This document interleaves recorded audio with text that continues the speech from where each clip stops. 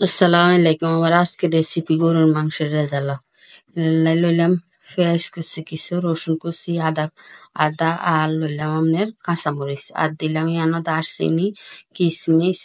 এরপরে আপনার এটা দিলাম লং, এরপরে জত্রি, বড় এলাচ, স্টার মশলা, আর 3 রকমের বাদাম, সাদা গোলমরিচ, আর দিয়ে এলাচ। আপনার শুকনা মশলাগুলার আলাদা করি, আর বাদাম গুলা আপনার আর কি বাদাম কিশমিশ গুলা আপনার রসুনের লগে ব্লান্ডার করে নিয়ে এই জায়গা দিলাম আপনার আধা কেজির মতো গরুর মাংস।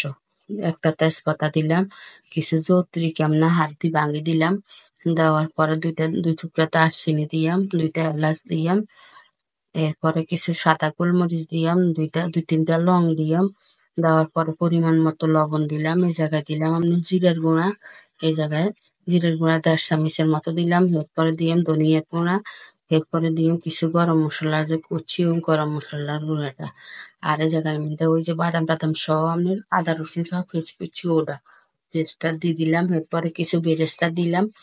বেরেস্তা দেওয়ার পরে জায়গায় কিছু সয়াবিন তেল দিয়ে এগুলারে ভালো করে হাত দিয়ে একটু কষলে কষলে মাখিয়ে নিয়ে এগুলা মাখা ভালো করে হলে এই জায়গার মধ্যে দিয়ে আপনার কিছু মরিচের গুঁড়া 1/2 চামচের তো কম দিম। এরপরে দিম আপনার টক দই, আর দিম টমেটো সস। এগুলা দিই, এগুলারে আবার একটু মাখিয়ে নিই। এই টমেটো সস দিলাম, এবার মাখিয়ে আপনার 2 ঘন্টার লাই রেস্টে রাখি দিই এগুলো। রাখার পরে এরপরে এগুলার একটা পাতিলের মধ্যে চুলায় বসাই দিয়ে আপনার বাটিটা দুই একটু পানি দিয়ে বসাইয়ে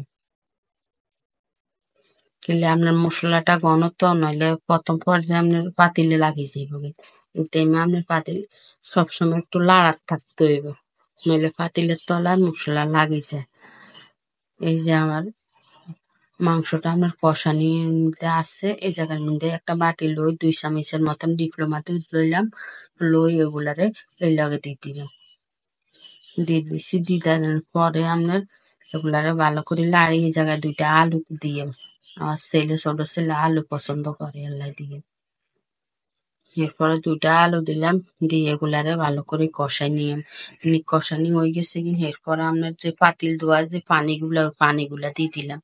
দেওয়ার পরে আমার গরুর মাংসের রেজালা রেডি। যদি আপনার কাছে ভালো লাগে একটা লাইক করবেন, কমেন্ট করবেন, শেয়ার করবেন, সাবস্ক্রাইব করে দিন। আসসালামু আলাইকুম। উপর দিয়ে কিছু বেরেস্তা দিয়ে